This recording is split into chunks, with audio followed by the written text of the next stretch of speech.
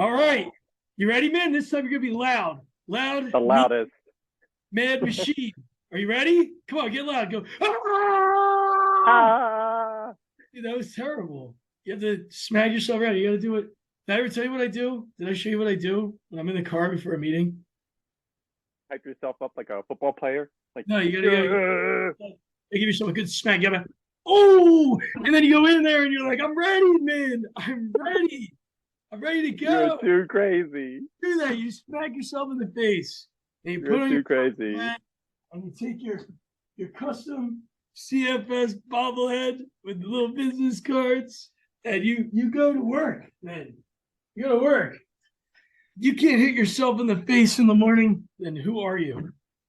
Right? An orthodontist. Yeah, that is what you are. That is actually a very good answer. Yeah, so Thank you, everybody, for tuning back in to another episode of Dental Dummies Money Club podcast. Dr. Minwin back in the house. yeah. And this is Oh, and Joe, CHFC extraordinaire, financial fiduciary to the stars, and CEO, president, and overlord of CFS Dental Division.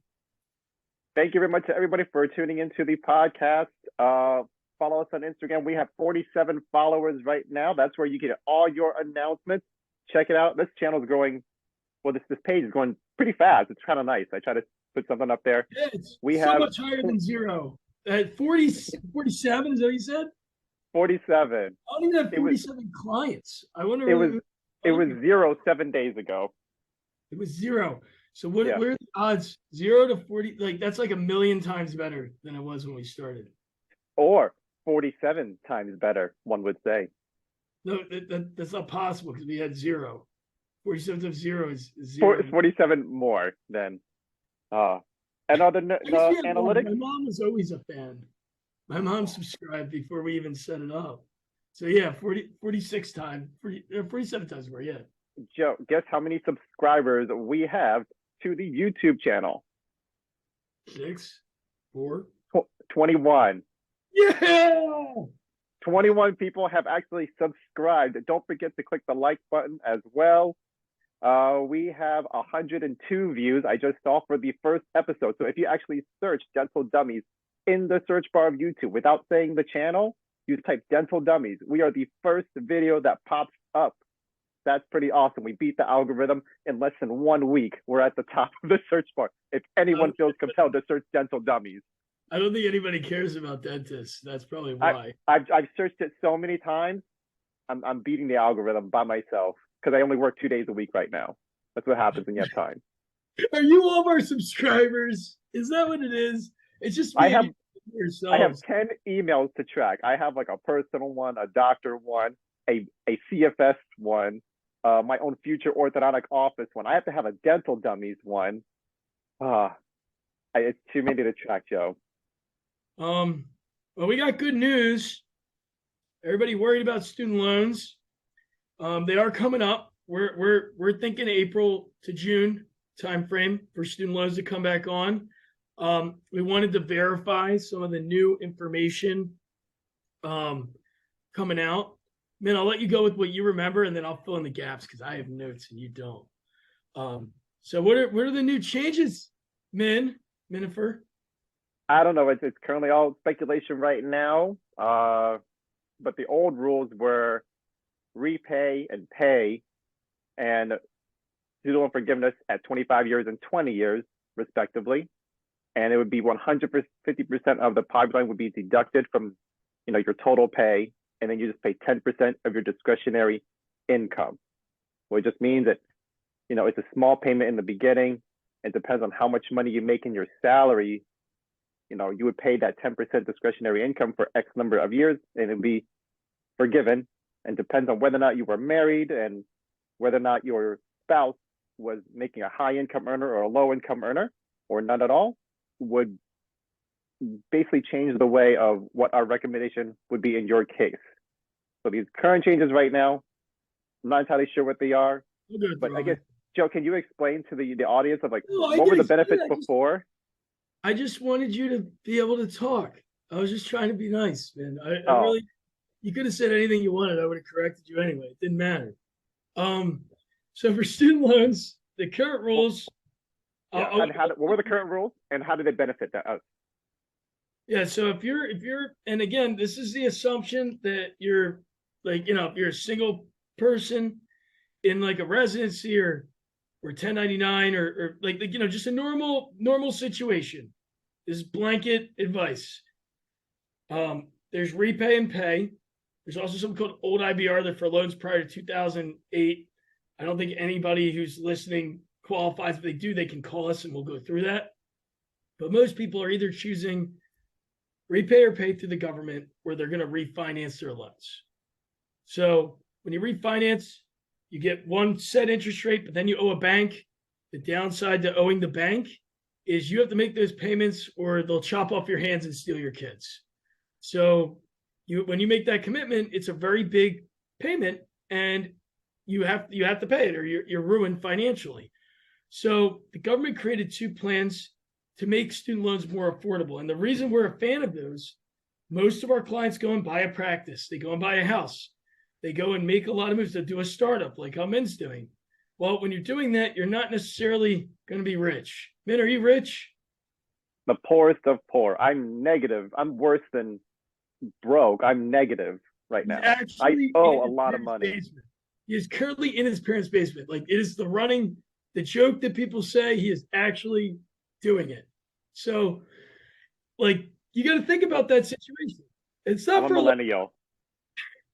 But you have to think about, how can I strategically use my debt to my advantage? My average client has 450 to 600 grand student loans. They can't go and you can, but it'll make it harder to do other things like buy a car, house, etc. Well, the government has a plan, REPAE and PAYE. They both use the same formula. It's 10% of what you earn minus the poverty line, which right now it's $17,000 per person in your household. So if you're married, times it by 2, you have a kid, times it by 3, you have 5, 6 kids, which I don't know how, but if you do, times it by that, you'll never pay on your loans.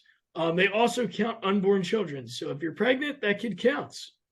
So it's important to know all these little rules when you're applying for your loans, because it's what you make minus the poverty line, and then it's 10% of that.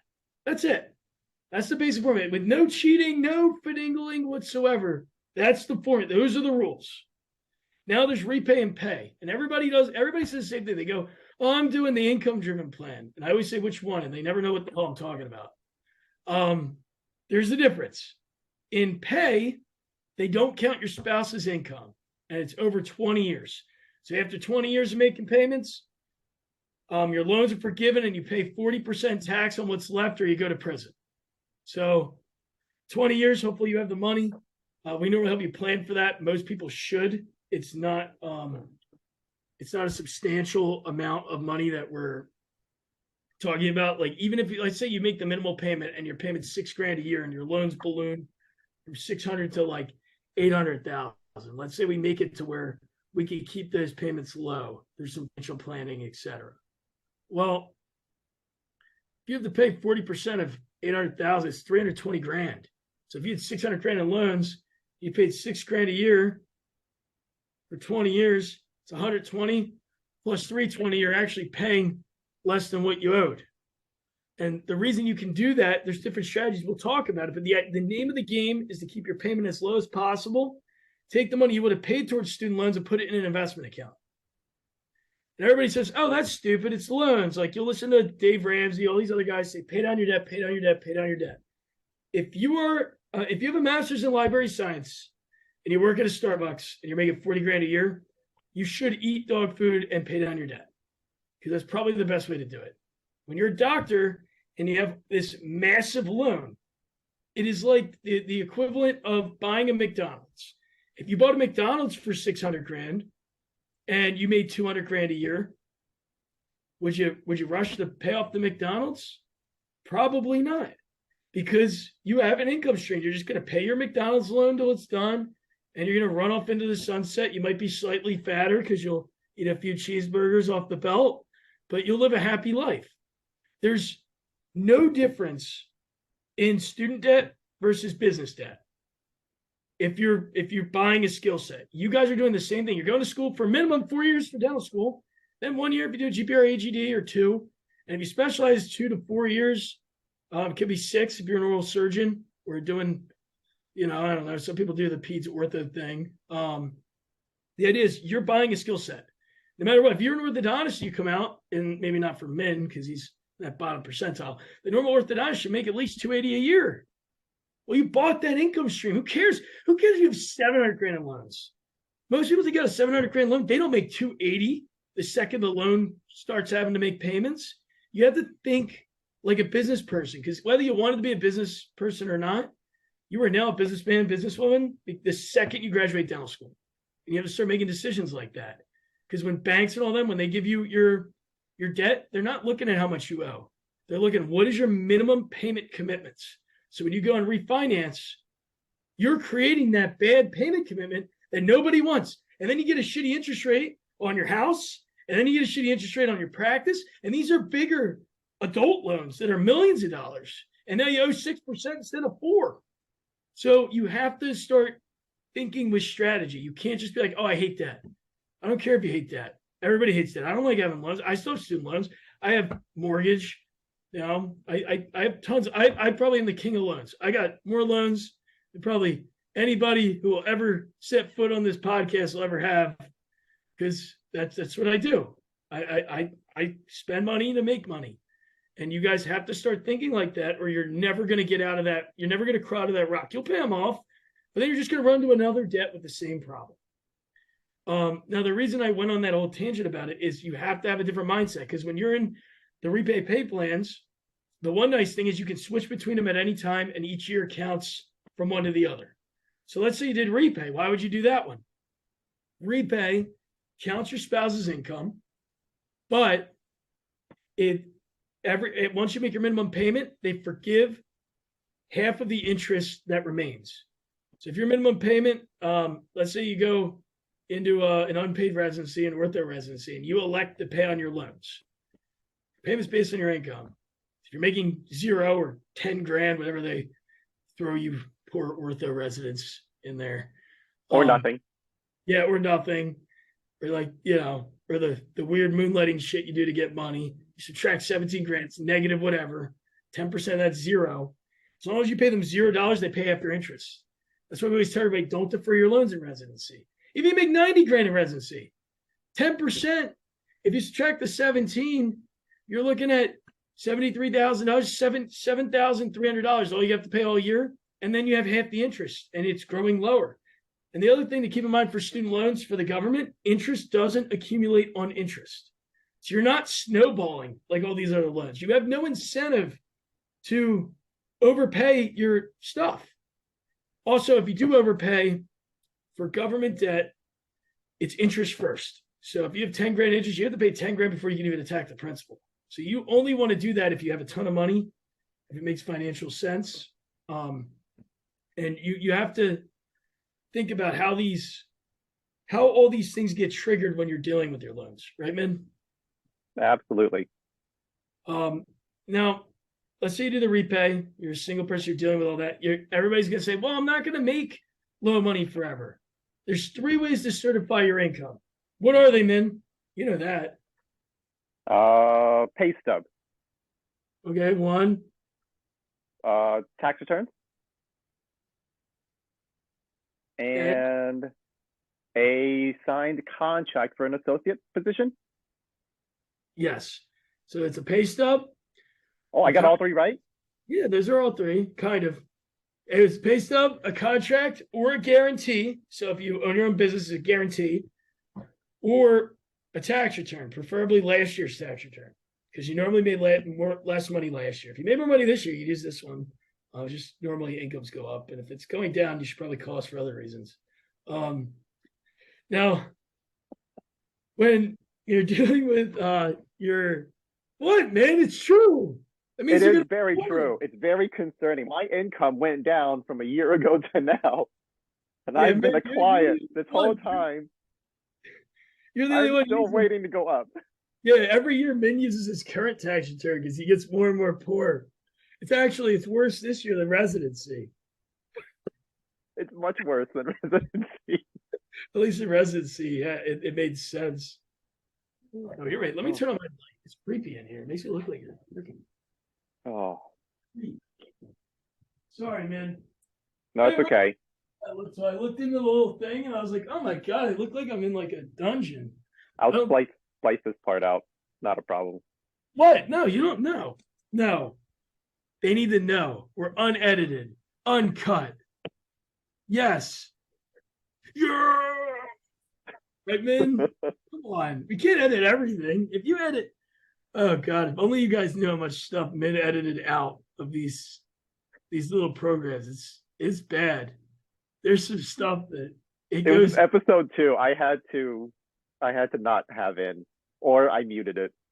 You muted or edited out like 20 minutes worth of stuff, guaranteed. Because I was having a bad day. I was in my car, and some guy parked across and got me stuck in my Tesla, and I was a little cranky, and I get all wound up sometimes when I get excited. And Min sounds like edited. that sounds like a first world problem to me. I know it is. It is. Anyway, so what's going on? I see these news and stuff about different changes in Biden lawsuit. So what's going on? So anyway, you choose your repay pay.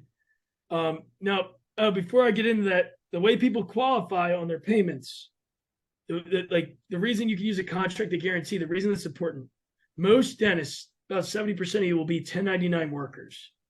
It's based on your guarantee, not how much you earn. The government doesn't go off of maybes. They can't discriminate commission workers. So the reason people can have minimal payments and still make $200,000-300,000. When you're 1099, you guarantee yourself a salary, and then the rest you pay as distributions to your business. You want your salary to be as low as possible. For a general dentist, the average is $52,000 to $55,000. For a specialist, it's $70,000 to $80,000, maybe $100,000 if you're an oral surgeon. And then you give yourself a 3% cost of living raise every year. So that's how people get away with keeping the payments really low and going for the tax bomb, taking the extra money and overpaying into investments. And the reason we do that, you only make the interest rate that when you pay off a loan. So if you have a 6% interest rate on a loan, you only make 6%. Well, when you're in repay, they pay half your interest. So it's a 3%, 4% loan at that point. So that's why we say to invest it, because if you invest at 6%, that's us being conservative. Even if you do bonds at 4%, you're making more than what the loan's growing. So you can outgrow your debt, have more than enough for the tax bomb, and then use the rest of the money for retirement, midlife crisis, a car, whatever you want. But we have enough to do that without wasting all your cash now. And then we go to get other loans. They see all this money. They don't know it's for a big tax bomb where you're trying to avoid going to prison. They just see a bunch of assets. So it gets you better interest rates on everything else, and it creates this ripple effect. Now, we'll talk more about loans in another segment, but the big thing is we wanted you to know those are the core, very basic things. Now, the changes. REPAE may not count your spouse's income, which will be really, really good. They're also looking at getting rid of the interest. Like if on the amount left, they may not charge interest at all, which is another really good change. They're also thinking about getting rid of pay. Now, it would not affect people in it. It would just be people would be grandfathered in. New people wouldn't be able to get in. So that's something you want to talk to people about if you should be in it or not. Other big updates, the poverty line is now going up to 27,000. And another side thing that I've been noticing, California is getting rid of a lot of grants. There's 5-year programs where they'll forgive all your loans, starting to dwindle away. The FQHC grants are becoming far and few between. It's harder to get these special deals where you can apply for grants to get rid of chunks of your loan. There used to be programs, there still are. There used to be a lot more programs. You could go to Alaska and they'll forgive $200,000 of your loans if you go there for 2 years for an FQHC, the Federally Qualified Health Centers. They call them community health clinics. And a lot of the military stuff where they would give you, like, if you sign up for the military 4th-year dental school, they would give you some money. It's not as frequent as it was. So people who are getting those deals, you should be talking to people about it to make sure it's the same that it was, to make sure that it's worth it, because everything's changed. The world is changing in loans. You can't kick the can down forever. We don't know how long they're going to do it. They may do it till next, it doesn't matter if it's a year or two.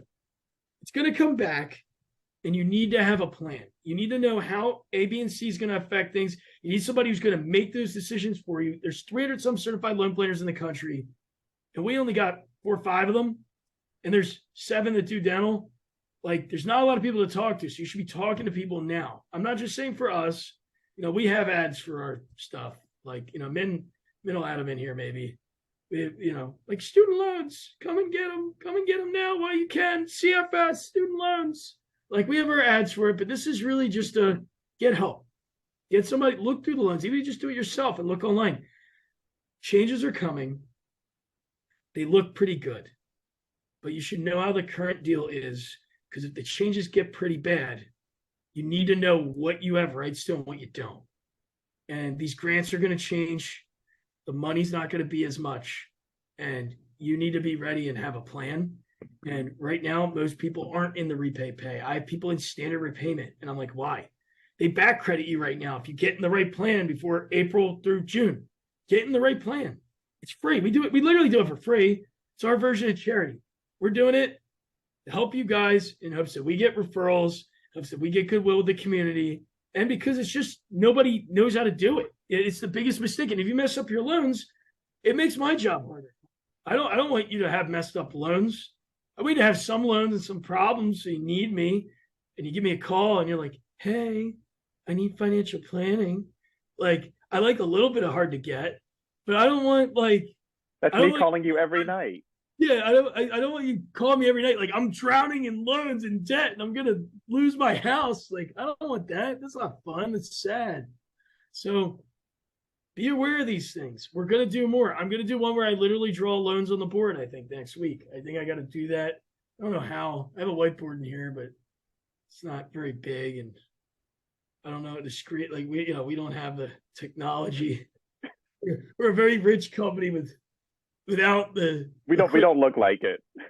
Yeah. No, we just spend it on things that matter, like bribing you guys at dinner and paying people to work here and paying orthodontists to talk on podcasts. I guess that was a waste of money. I should just put a goddamn whiteboard. But I could have got such a nice whiteboard for what I pay you. My whole wall could be a whiteboard. No. All the unlimited dry erase markers, but you have me instead.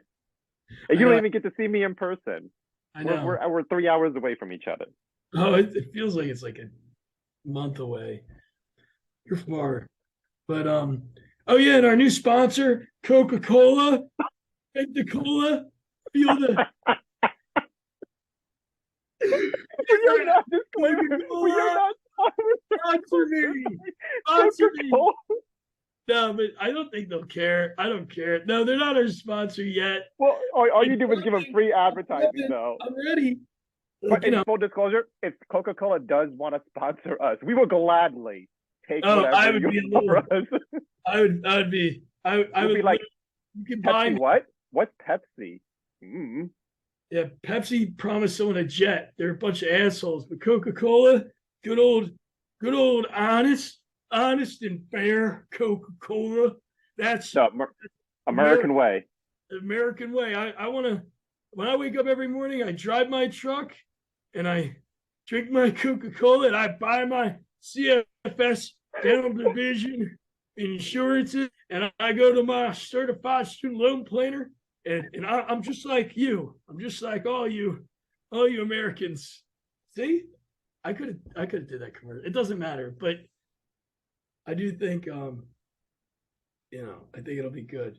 I think we could I think you guys should really think about these loans and I'll start working on more segments.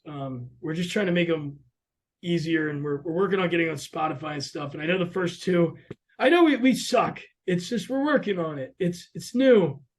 It's gonna take time. I'm an orthodontist, guys. Okay. I'm limited to my 11-year-old laptop. This is it right here. And I'm the orthodontist of financial planning, which means I really don't do anything. So it's like two people who aren't used to doing stuff are doing something that's pretty difficult. So be nice. Question, Joe. If there is, hopefully we're able to reach out to lots of non-clients of ours. What is the best way to reach you if they want to learn more about their own student loan situation, a young dentist that's on 10 years standard? Where's the best place to reach you? Oh, go on the website. Just go on the website and submit an inquiry, and we'll get a student loan person. I'll put it over here. Let's see it. Was that the link? That's just your Yeah, finger. I'll put the link right here. Oh, Right here. I don't see the link. Oh, you're gonna edit it in. Never mind. He's gonna edit in a link with his magic. Oh, that'll be all right. And Cool. thank you for for listening, and for all you guys who are just where it was boring and you're like kind of tired now and you got to go back to work. Just remember, just go. Get Don't forget excited. to slap. Wake up. It's the afternoon or the morning or the night. You got to be awake. Get excited.